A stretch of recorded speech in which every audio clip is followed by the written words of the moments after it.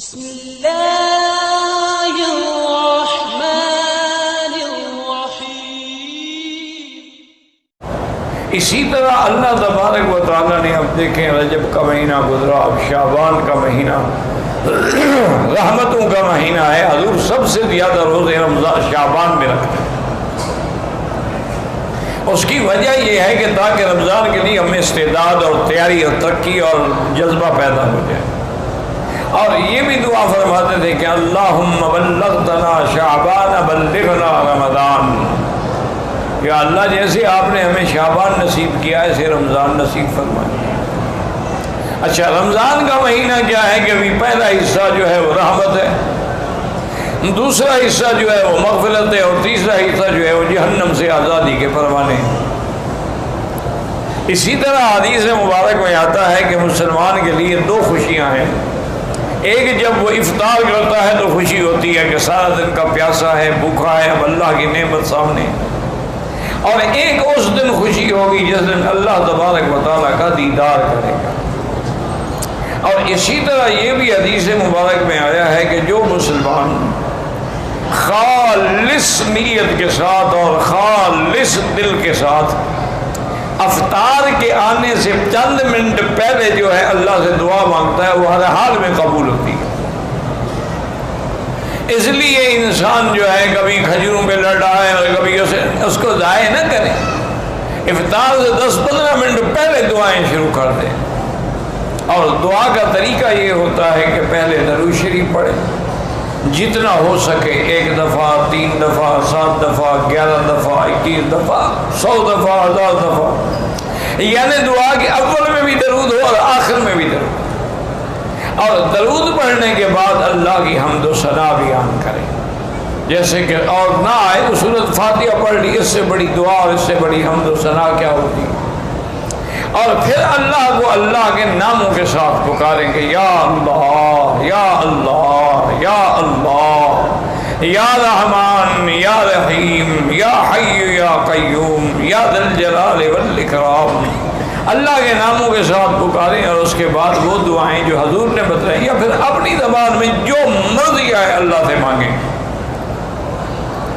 لیکن کسی کی انسان کی بربادی اور ہلاکت کی دعا نہ مانگیں، اور کسی رشتہ داروں کو لڑانے کی اور قطع رحم کی دعا نہ مانگیں، اور کسی حرام کو ملنے کی دعا نہ مانگیں، اور تو وہ دعائیں جو ہے ہر حال میں اللہ تبارک و تعالیٰ قبول فرماتے ہیں۔ اس لیے حدیث مبارک میں آتا ہے میرے محبوب نے، محبوب دو عالم صلی اللہ علیہ وسلم نے فرمایا کہ دعا کبھی خالی نہیں جاتی۔ یا تو جو آدمی مانگ رہا ہے کہ یا اللہ مجھے حج نصیب فرما دے، حج نصیب ہو گیا، یا دعا مانگ رہا ہے لیکن وہ تو چیز نہیں ملی، لیکن مصیبت آ رہی تھی، اللہ نے اس کو دفع کر دیا۔ اور تیسری صورت یہ ہوتی ہے کہ اس کی دعا کو قیامت کے لیے لکھ دیا جاتا ہے، ذخیرہ بنا دیا جاتا ہے، اس کا بدلہ اس کو قیامت میں ملے گا۔ تو جب قیامت میں دعاؤں کا بدلہ ملے گا وہ کہے گا یا اللہ کاش میری دنیا میں کوئی دعا بھی منظور نہ ہوتی، آج ہی سارے مجھے بدلے مل جاتے۔ تو یاد رکھیں کہ دعا جو ہے وہ کبھی خالی نہیں جاتی، صرف شرط یہ ہے کہ مانگنے والا ہو، شرط یہ ہے کہ اخلاص ہو، شرط یہ ہے کہ تڑپ ہو، شرط یہ ہے کہ درد دل سے دعا مانگے۔ جو دعا دل سے نکلتی ہے نا یاد رکھیں وہ اثر رکھتی ہے۔ اور اسی طرح حضور نے منع فرمایا ہے کہ ان قلب اللہ، کہ اگر زبان پر تو دعا مانگ رہے یا اللہ نصیب فرما، عمرہ نصیب فرما، رمضان نصیب فرما، مدینہ پاک، لیکن دل غافل ہے، دل کسی اور طرف لگا ہوا ہے۔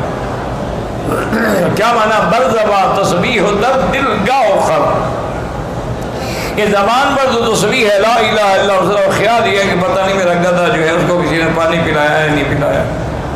تو اب زبان کے اندر تو تسبیح ہے اور دل کے اندر کھوتا اور گدھا کھڑا ہوا ہے، تو دعا کہاں منظور ہوگی؟ دعا یہاں مانگ رہا ہے اور خیال ہے یار پتہ نہیں میرے بیوی بچوں کا کیا بنا، وہاں ملک میں کیا حال ہوگا، گھر میں کیا حال ہوگا، پتہ نہیں راشن بھی ہے کہ نہیں ہے، تو پھر دعا مانگنے کی کیا ضرورت ہے؟ اس لیے حضور پاک نے فرمایا کہ غافل دل سے کبھی دعا نہ کرو۔ اور علماء نے اور اولیاء اللہ نے لکھا ہے کہ جب دعا مانگو اور جائے دعا میں کہ بالکل زبان پہ دعا ہے، آنکھوں میں آنسو ہیں، دل میں رکت ہے، بدن میں خوف ہے، بدن پہ لرزہ طاری ہو رہا ہے، سمجھو کہ رحمت کی گھڑی آ گئی ہے، اور مانگو اور مانگو اور مانگو، اور دعا مانگ رہے ہو دل نہیں لگ رہا، بس کر دو. ایسا نہ ہو کبھی نافرمانی کی وجہ سے کہ اچھا مانگتے مجھ سے ہو اور دیکھتے ادھر ہو. اب دیکھیں نا مثال کے طور پر آپ کسی بادشاہ کے سامنے یا گورنر کے سامنے یا حاکم کے سامنے کھڑے ہو کے بات کریں، بات اس سے کریں اور دیکھیں اس طرف، تو وہ کہے گا یہ کون ہے بے وقوف، نکالو اس کو مجھ سے، بات مجھ سے کر رہا ہے اور دیکھ ادھر رہا ہے. تو آپ مانگیں تو اللہ سے اور نظر ادھر ہو اور دل ادھر ہو اور خیالات ادھر ہو، پھر دعا کیسے منظور؟ وہ دعائیں اس لیے منظور نہیں ہوتی ہیں کہ ان کے اندر اخلاص نہیں ہوتا، ان کے اندر وہ اطمینان اور یقین نہیں ہوتا. ورنہ جب اللہ کا حکم ہے کہ مجھ سے مانگو تو اللہ کا فرمان سے زیادہ سچا فرمان کس کا ہے؟ اللہ نے فرمایا مجھ سے مانگو میں تمہیں دوں گا. تو اسی طرح میں نے عرض کیا نا کہ اللہ نے رحمت کا ایک دریا بہا دیا.